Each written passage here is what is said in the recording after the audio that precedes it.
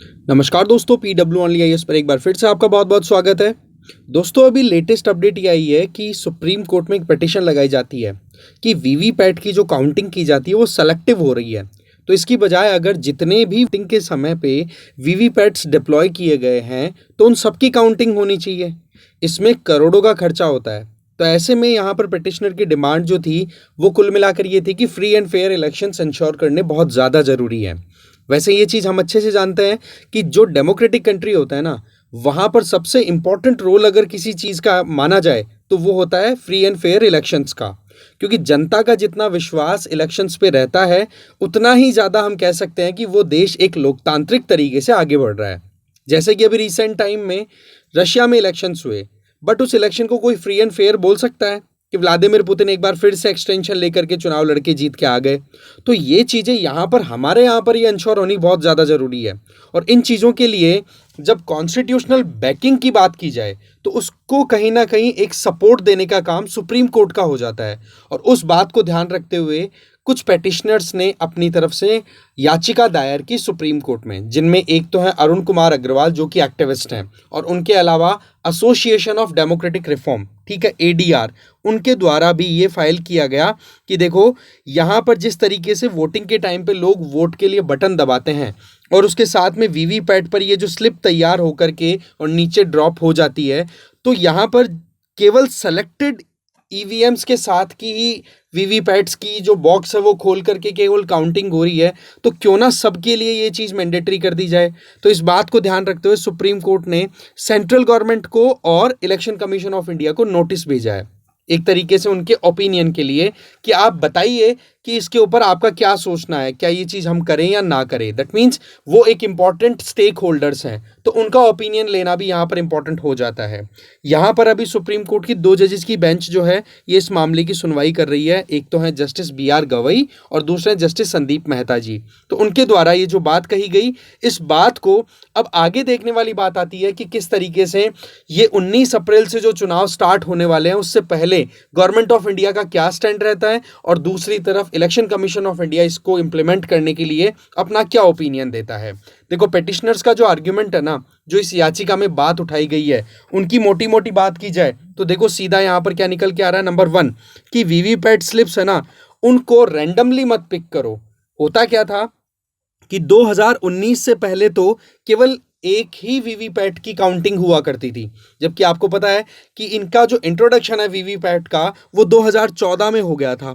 और उसके बाद में केवल एक ही मशीन के साथ की वीवीपैट को आप पिक कर रहे हो पर्टिकुलर एरिया में कि हाँ जी, एक वीवीपैट को चेक कर लो, इससे पता पड़ जाएगा कि ईवीएम ने सही वोटिंग काउंटिंग की है या नहीं। क्योंकि इलेक्ट्रॉनिक मशीन है, कुछ एरर हो गई हो तो उसको वेरीफाई कर सकते हैं, उसको करेक्ट कर सकते हैं। तो केवल एक चेक के लिए हम केवल एक ही सैंपल के तौर पे वीवीपैट स्लिप्स की काउंटिंग करेंगे। बट वहीं दूसरी तरफ सुप्रीम कोर्ट में 2019 में जब एक पिटीशन लगी तो सुप्रीम कोर्ट ने अपनी तरफ से ऑर्डर डिक्लेयर कर दिए कि एक नहीं, आप कम से कम 5 वीवीपैट्स, दैट मीन्स 5 मशीनों के साथ में लगी हुई जो वीवीपैट मशीन्स हैं उनकी काउंटिंग करोगे, है ना। इससे क्या होगा कि और ज्यादा एक ट्रांसपेरेंसी आएगी, और ज्यादा वोटर्स को कॉन्फिडेंस आएगा कि हमने जिसको वोट दिया वो ही जीता है।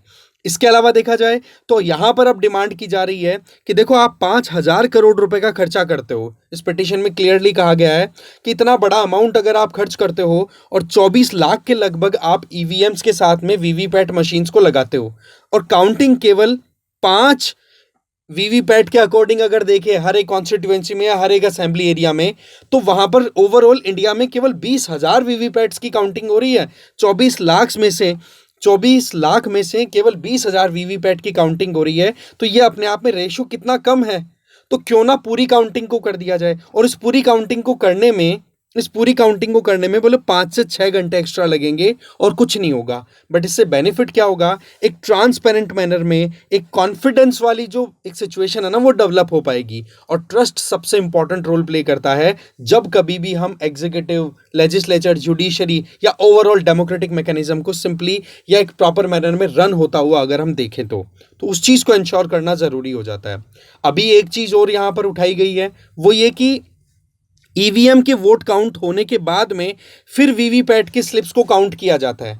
तो यहाँ पर इस पिटीशन में एक और चीज़ बोली गई है कि ये काउंटिंग ईवीएम की और ये वीवीपैट के स्लिप्स की एक साथ कर दो ना, इससे क्या होगा, कम समय में ज़्यादा काम हो पाएगा। हाँ, ये बात ठीक है कि आपको कुछ एडिशनल स्टाफ को भी लगाना पड़ेगा, तो आप वो लगाइए। तो इसमें देखो सुप्रीम कोर्ट की तरफ से नोटिस तो देखो भेज दिया गया है इलेक्शन कमीशन को और सेंट्रल गवर्नमेंट को, तो उनकी तरफ से क्या ओपिनियन आता है वो समय बताता है।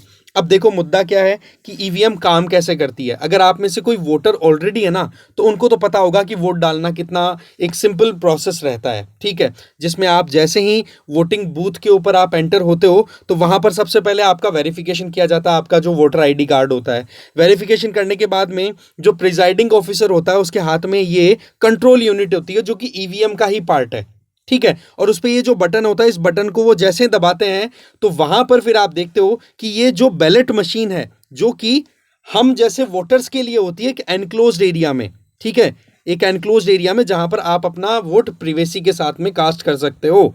तो जैसे ही प्रिजाइडिंग ऑफिसर इस पर्टिकुलर बटन को प्रेस करेगा यहां पर, तो यहां पर आपकी मशीन में आपके सामने ग्रीन लाइट ऊपर आ जाती है, ठीक है। ग्रीन लाइट का मतलब हो गया एक तरीके से आपकी रेडी हो चुकी है मशीन।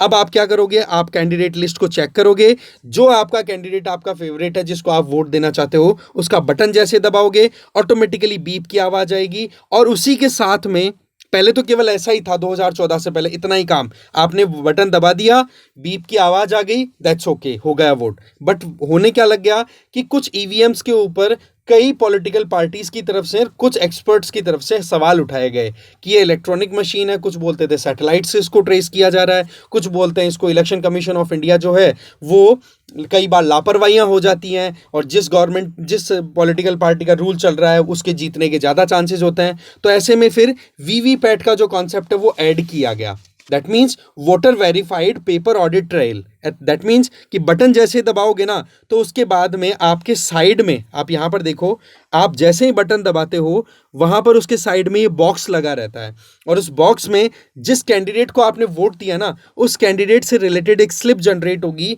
और वो आपके सामने 7 सेकंड तक डिस्प्ले करेगा। उसमें स्लिप में आप क्या देख सकते हो कि आपने जिस कैंडिडेट को वोट दिया उसका नाम, सीरियल नंबर प्लस उसकी पॉलिटिकल पार्टी का सिंबल, ये तीनों चीजें आ जाएंगी, और वो 7 सेकंड के बाद में वो स्लिप ऑटोमेटिकली कट के और नीचे वाले डब्बे में गिर जाएगी।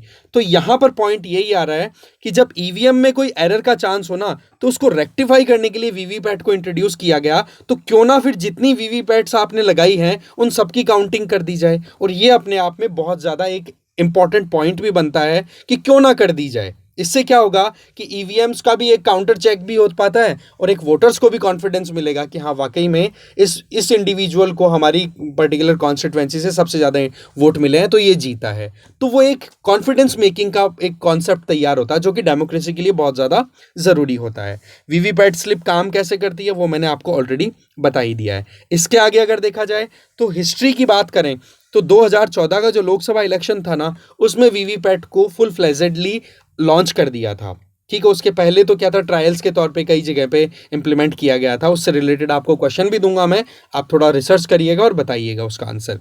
इसके अलावा देखा जाए तो वीवीपैट को वैसे ट्रायल के तौर पे कुछ कॉन्स्टिट्यूएंसीज में 2011 में यूज कर लिया था, बट उसके बाद में 2014 में फुल फ्लेजेडली इसको यूज करना शुरू कर दिया। वीवीपैट को लेकर के कुछ कंट्रोवर्सीज की बात करें, अगेन ये भी इलेक्ट्रॉनिक मशीन ही है।